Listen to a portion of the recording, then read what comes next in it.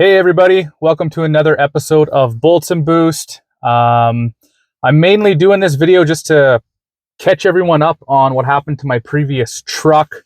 I had a 2021 5-liter 10-speed F150 that locked up on me on the highway just outside of Golden, BC, and almost spun me off the side of a mountain. And it was a pretty painful experience. Not only in physical form and dealing with everything that day, but it was also it's been like pulling teeth getting anything out of Ford customer service. Basically, I'm going to go through what I've been offered from them, and go from there, because it's kind of been comical, to say the least. So this all happened in August. It is now November, and I just got something from them. I'd say the end of October. And that something was basically the reimbursement of my expenses. So what they did is they loaded basically what I had spent out of pocket, because of the truck doing what it did, loading it up on my Ford's Pass app. So I basically have Ford points that I can spend at Ford, which is a joke because it was monetary value out of my pocket. But whatever, it's better than nothing, and I get that. I could use it towards oil changes and what have you. So not the end of the world there. So that's what they offered me. I instantly said yes, because up until that point, it was like pulling teeth to get anything out of them.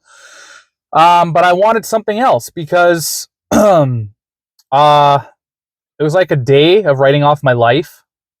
It was a huge hassle trying to orchestrate everything. It was a hassle dealing with Ford Roadside, which I will never do again. There's absolutely no point in calling them, in my humble opinion.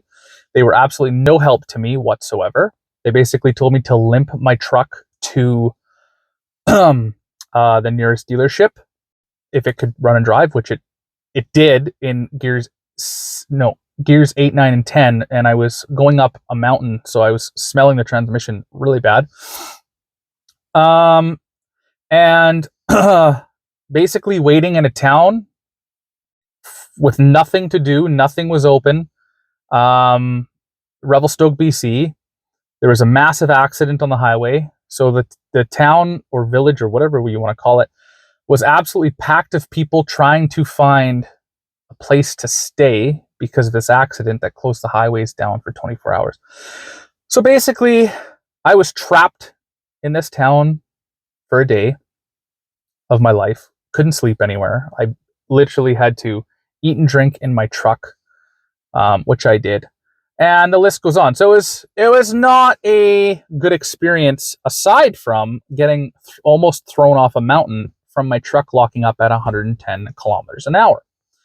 Fast forward to today, and I'll see if I could put some screenshots in for you here to show you the verbiage that has been going to and from this lady I've been dealing with. So at first, aside from the reimbursement Ford points that she gave me, she offered me extended warranty on my 2021 Ford F-150 5-liter. Yes, you heard that correct. She offered me extended warranty on my truck that I have told her probably 3 times at this point that I traded it in already, in the truck I'm sitting in now, in my Tremor. And she offered me that. So I replied, I said, well, that's not going to do me any good, because the truck is no longer in my possession. And I'm not kidding you. I told her what happened like 3 times over, that I traded it in. I'm no longer in the Ford F-150. And I did my due diligence prior. I said, look, if I'm trading this truck in, is it going to hurt me in any way for getting any compensation from you guys? And obviously the answer was no. And so she's like, oh yeah, that won't do you any good. no, it won't. So wait a couple days, probably a week, and she comes back with offering me the maintenance package, or sorry, the warranty package on this one. Took a week for that. And I said, no, I already purchased it for this truck. So that won't do me any good. So she's like, okay. So it took her a couple days to respond again. She's like, okay, how about the maintenance package? But it didn't sound like it was a full-blown maintenance package. I could be wrong, but just through the email communication, it didn't sound like it was a full-blown maintenance package. If it was, that was like $3,000. So I was like, okay, yeah, I'll take that and my reimbursed expenses, and I'll call it good, even though I still think in my mind this isn't good enough for what transpired. Took a couple days to respond. She's like, okay, it will be, the maintenance package is this. You wait 6 months or 12,000 kilometers each interval. And I said, okay, well, that's weird because my 5-liter, I bought the maintenance package and I didn't have to wait these intervals. I could just change the oil as I pleased. And I'm not changing the oil 12,000 kilometers in this truck because we all know the cam phaser issues, turbo issues, what have you. I've done enough research to know that these trucks' oil should be changed at the maximum 8,000 kilometers. And I'm pretty sure I had a sticker. No, I'm actually positive I had a sticker when I bought this thing. It even said to change the oil every 8,000 kilometers. And I'm a guy that changes it every 5,000-6,000. So I told her all this. And I said, that doesn't make sense for me to have because I change my oil way more frequently. She gets back to me. She says she's talked to engineers, people in the business, whatever, and it'll be fine. Take the maintenance package and change your oil every 12,000 kilometers. And I said, no, that's not happening. I will not. That'll be useless to me because I won't use it. And again, I'm pretty sure this wasn't like a full-blown maintenance package, just based off the verbiage. I could be wrong. But nonetheless, I'm not changing my oil 12,000 kilometers. So that was out the window. So she gets back to me today. She offers me $300 in Ford points for everything. So the first reimbursement was $500. Those were expenses out of my pocket. And then today she offers me $300 on top of that $500, all in Ford points, no currency whatsoever. And I'm just sitting here like, yeah, it is better than nothing. It is. I get that. I'll use it for oil changes, maybe a level on this thing in the front. I don't know. But either way, I was out $500 and I had punitive damages that should be, rectified. And it's just so aggravating because,